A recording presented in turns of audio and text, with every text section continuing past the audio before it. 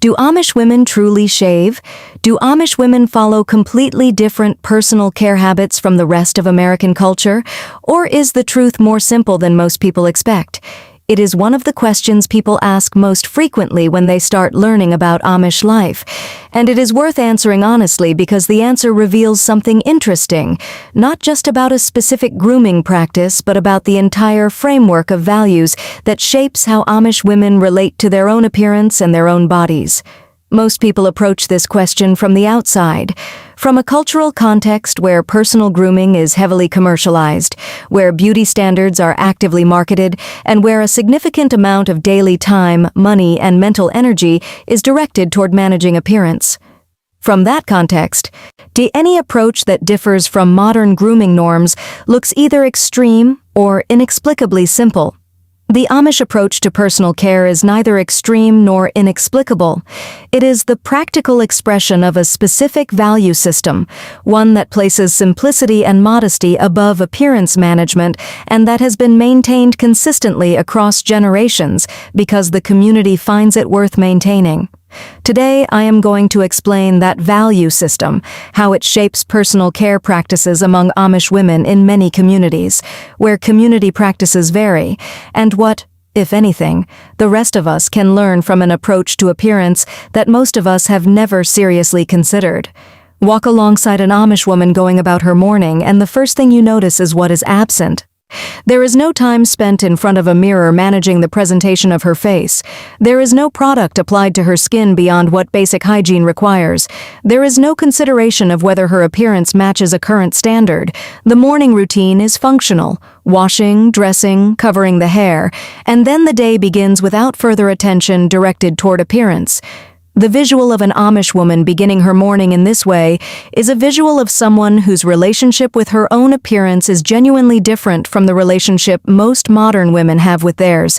Not better or worse. Different.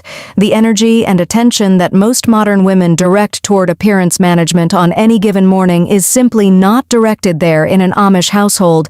The plain dress goes on. The prayer covering goes on. The hair, which has grown long and uncut in most traditional communities, is arranged simply and covered. That is the complete morning appearance routine for most traditional Amish women. This is not negligence or indifference to hygiene. It is the practical result of a value system that does not place appearance management near the top of the priority list, not because appearance does not matter at all, but because the community has made a collective decision about how much it should matter. What if the honest answer to the question most people are asking reveals that the Amish approach to personal care is less about specific rules and more about a different set of priorities? Here is the first area: the cultural values around modesty and appearance. The modesty framework, understanding why appearance management works differently in Amish communities. The Amish value of demut, humility, is the foundation under every appearance-related decision in traditional communities. The principle is that outward appearance should not be a source of pride, social distinction, or individual expression. Clothing should cover and protect the body without drawing attention to it. Personal grooming should maintain basic cleanliness and hygiene without moving into the territory of appearance enhancement. This principle governs not just specific grooming practices, but the entire relationship an Amish woman has with her own appearance. She is not expected to be well-groomed in the modern sense, which implies meeting a contemporary standard of attractiveness. She is expected to be clean, modest, and appropriately presented for the community she lives in. Those are different goals, and they produce different daily routines. The community consensus about appearance, that it should be simple, modest, and consistent across all community members, removes appearance as a source of social comparison or individual anxiety. When everyone is dressed and presented the same way, the energy that most modern women direct toward appearance management simply has nowhere productive to go and is redirected toward other things. The visual of an Amish community gathering, every woman dressed identically, every head covered the same way, is the visible result of this shared value. Nobody stands out. Nobody is visually distinguished from anyone else by their appearance. The social dynamic this produces is genuinely different from the one most modern people inhabit. The Amish community maintains this appearance framework because they have observed, across generations that appearance-based social comparison and individual presentation create the specific kinds of social anxiety, competition, and distraction that they are trying to minimize within the community. The plain dress and simple grooming practices are not just rules, they are the community's practical solution to a social problem that exists at a significant scale in modern culture. Within this framework, the question of specific grooming practices, including body hair, is governed by the principle of modesty rather than by a specific rule about each individual practice. Because the body is covered by modest dress throughout the day, practices related to body hair that would only matter in the context of visible appearance are simply not community concerns. What if the specific practices vary more between communities than most people realize? And what if understanding that variation is essential to an accurate picture of Amish personal care? That is the second area. Personal grooming practices across communities. What Amish women actually do. The practical reality of personal grooming in traditional communities. The honest answer to the question in this video's title is that practices vary between Amish communities and between individual families, and that most communities do not have a specific formal rule about body hair in the way that they have explicit rules about dress or technology. What is consistent across traditional communities is the general principle. Grooming practices are governed by modesty and simplicity rather than by contemporary beauty standards. The body is covered modestly. Grooming maintains hygiene without moving into appearance enhancement, practices that would only matter in the context of visible appearance, because the body is covered by modest clothing throughout daily life, are simply not concerns that the community addresses formally. In practice, this means that different women in different communities approach body hair in different ways, some following personal or family preference, some following community norms that vary by settlement, and none of them experiencing significant community pressure about a practice that is covered by clothing and therefore not visible to the community. What is explicitly governed in most traditional communities is head hair. The ordnung of most traditional Amish communities requires that women not cut their hair. The hair is grown long throughout a woman's life and arranged simply, braided or pinned, and covered by the prayer covering that is worn throughout the day. This is a clear, explicit community practice that reflects the specific theological significance that head hair has in the Amish community's religious framework. The visual of an Amish woman removing her prayer covering at the end of the day, the long, simply arranged hair that has grown uncut throughout her adult life, is one of the most intimate and most distinctly Amish aspects of personal appearance. It is treated as private in most communities, shared only with immediate family, and reflects the specific value that the community places on the covering as a meaningful daily practice. The distinction between what is explicitly governed, head hair, and what is left to individual and family practice, other aspects of personal grooming, is important for accurate understanding. Many outside descriptions of Amish personal care present a more uniformly restrictive picture than is actually the case. The reality is more nuanced.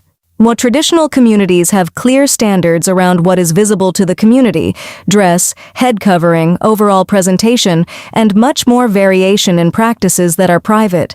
For most Amish women in most traditional communities, the personal care routine is simple and functional. Basic hygiene is maintained, head hair is grown long and covered, dress is modest and consistent with community standards. Specific practices related to body hair are personal or family matters rather than community governance matters in most settlements. That is the accurate picture. What if the variation between communities is larger than most outsiders realize? And what if understanding that variation changes how you think about Amish life more broadly? That is the third area. In variation between Amish communities, community differences, why one answer does not fit all Amish communities. Amish communities exist on a spectrum from very conservative to comparatively progressive, and practices vary significantly across this spectrum. The Old Order Amish communities, the most traditional, maintain the strictest interpretations of the ordnung. New Order communities and various other Amish groups operate with somewhat more flexibility in certain areas. Within this spectrum, personal care practices vary in ways that reflect each community's specific interpretation of the modesty principle. Some communities have more specific community norms about personal care. Others leave more to individual and family discretion within the broad framework of modesty and simplicity. This variation means that any single description of Amish personal care is necessarily a description of some communities rather than all of them. The accurate answer to most questions about Amish practices includes the acknowledgement that practices vary between settlements, between church districts, and between individual families within the same community. What remains consistent across the variation is the underlying value: simplicity, modesty, freedom from appearance-based social comparison. The specific practices that express these values vary. The values themselves are stable. And the sound of a conversation between Amish women from different settlements, the recognition of shared values alongside the acknowledgement of different specific practices, is the sound of a tradition that is internally diverse in a way that outside descriptions rarely capture. Treating Amish communities as monolithic, as if every Amish woman everywhere follows exactly the same practices, produces an inaccurate picture that makes Amish life seem more rigidly uniform than it actually is. The diversity within Amish tradition is real and significant. Understanding it produces a more accurate and more respectful engagement with a genuinely complex cultural community. What if the natural lifestyle dimension of Amish personal care reveals something that is genuinely applicable to people outside the Amish community? That is the fourth area: the natural lifestyle and minimal product use. Simplicity in personal care products, what Amish women use and why it matters. Amish women in traditional communities use minimal commercial personal care products. Basic soap, often homemade from lye and rendered fat in some communities, or purchased simple bar soap in others, handles most cleaning needs. Commercial shampoos, conditioners, facial cleansers, moisturizers, and the wide range of personal care products that most modern women use are simply not part of the daily routine. This is not primarily about the cost of commercial products, though the frugality that characterizes Amish household management certainly supports minimizing unnecessary purchases. It is primarily about the value system that does not prioritize appearance enhancement as a daily concern. The products that most modern personal care routines require exist primarily to manage appearance to a specific standard. Without that standard as a goal, most of those products become unnecessary.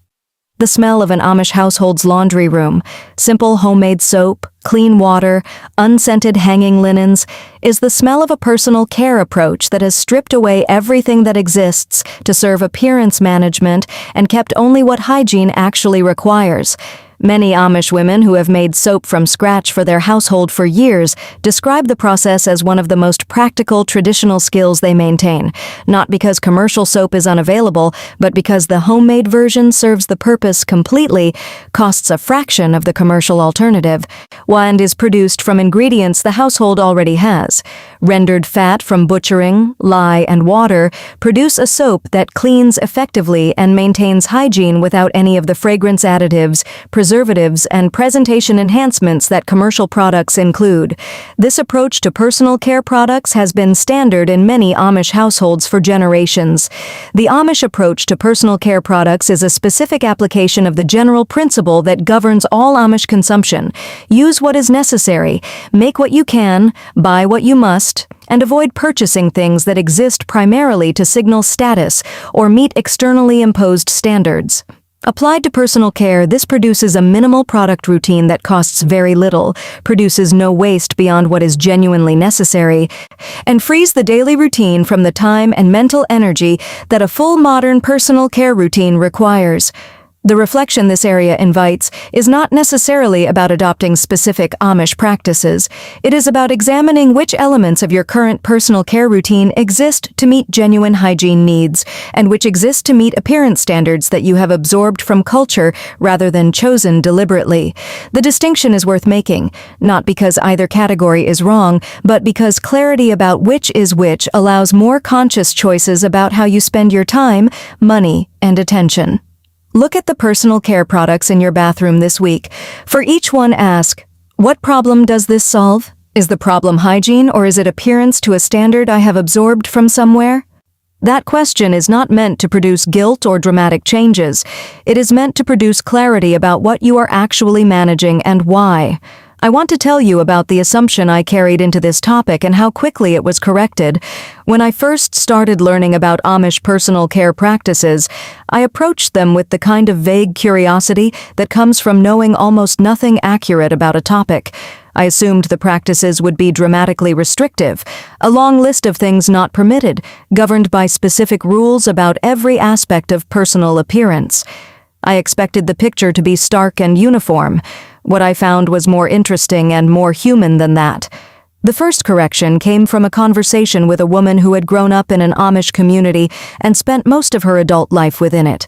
So I asked her directly about personal care practices, what the community expected, what was left to individual discretion, how it all worked in practice. She thought about it for a moment and then said something that reframed my entire approach to the topic. She said, most of what people assume is a rule is actually just what makes sense when you live a certain way. If you dress modestly and your body is covered, a lot of the things modern women worry about with their appearance are just not relevant. Not because they are forbidden, because they are not relevant. She was not describing a system of prohibitions. She was describing the natural result of a different set of priorities. When appearance management is not a significant daily concern, many of the specific practices that serve appearance management simply do not arise as questions that need answering. That reframing changed how I asked questions about Amish personal care. Instead of asking what is not permitted, I started asking what the underlying values are and what practices naturally follow from them. The answers were more interesting and more accurate than anything I would have found by cataloging specific rules. 3 common misunderstandings about Amish personal care. 1. Assuming specific practices are universally governed by explicit rules. Most descriptions of Amish personal care imply a more rule-governed, uniform system than actually exists.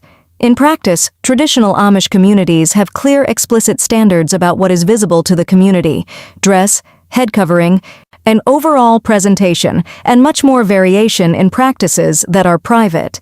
The assumption that every personal care practice is formally governed produces a picture that is both less accurate and less interesting than the actual situation.